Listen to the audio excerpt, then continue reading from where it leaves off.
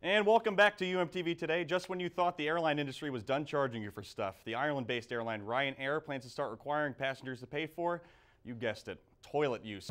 Iron Arrow is one of the most prestigious groups that a UM student can be a part of. However, not many people know about the actual history of the organization. Walking to class here at the University of Miami can definitely give you some beautiful sights and sounds, but with the addition of crocodiles to our lakes, students should watch where they step more often. Now, after telling me about the plans for the project, Mr. Westbrook was actually able to give me a virtual tour of the complex. Now, if you want to stop by and see some cool sculptures like this one and get some free Red Bull, the Red Bull Art of Can Festival runs until March 14th. Reporting for UMTV, I'm Thomas Dempsey. Now, after explaining his mission to me, Kemi showed me around his camp area and told me about some of the personal items that were up for sale. Plans for the new Student Center have many people excited. However, landmarks like the rat here, which are a favorite amongst the student body, are going to be knocked down as a result. We hope you enjoyed this morning's edition of UMTV Today. We'll be back in 2 weeks. Hope to see you then. I'm your host, Tom Dempsey, telling you to make today your day. We'll see you later.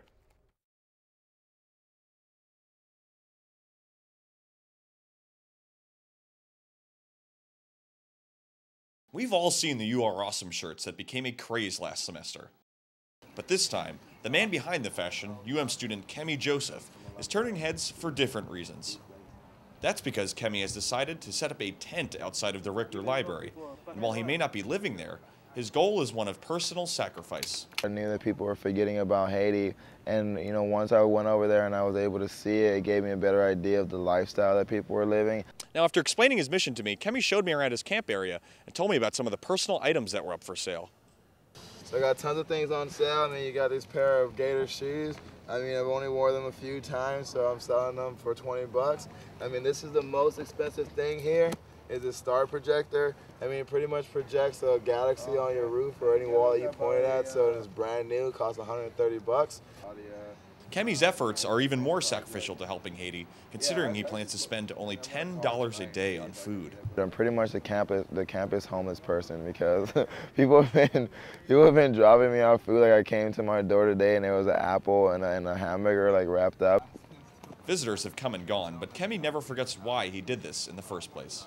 I would definitely do it all over again, because to try to help some of these people, there's so many people to help, so even my sacrifices may not even make a dent in all that, but it's doing something and spreading awareness and actually helping is worth every single dime, worth all the time in the world that I have, Now, Kemi plans to return to Haiti on April 3rd, and so far he has helped raise over $700 for his cause. Now 701. Reporting for UMTV just outside of the UM Richter Library, I'm Tom Dempsey.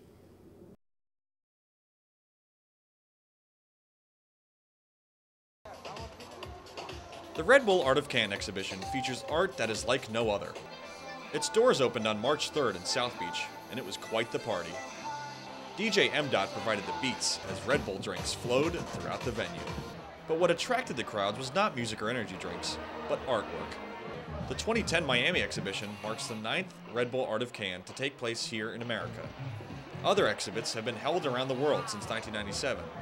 The event is open to anyone who submits artwork inspired by the Red Bull can. Monica Edelman was one of the artists at the event. She decided to make a decorative dress. I wanted to do something more Miami out of stretchable knits, and it started off with a bikini. My first set of wings was 45 pounds, and these are about 15. Other works of art at the exhibition included Red Bull shoes, a replica of the Super Bowl trophy, and even a toucan. The toucan's artist, Foreman Lauren, explained what motivated her to make the piece. Anything kind of Floridian, and then I came up with the name, and it's just I was like a toucan, and then I was like a toucan with a Red Bull can. Now, the sculptures here at the Red Bull Art of Can Festival are certainly unique. I was curious to see how many Red Bull cans they went through to make it. I lost count, but each wing has 1,200 pieces of aluminum on it. Well, I used 83 in the piece, and I probably drank about 150 doing it. Red Bull fashion was also put on display as models strutted in pieces created from the energy drink cans. And after seeing many of the works, attendee Eric Riesig summed up the experience. You got awesome sculptures made out of Red Bull. They're giving Red Bull, free Red Bull with any kind of liquor you want. What more do you want? Now, if you want to stop by and see some cool sculptures like this one and get some free Red Bull, the Red Bull Art of Can Festival runs until March 14th. Reporting for UMTV, I'm Thomas Dempsey.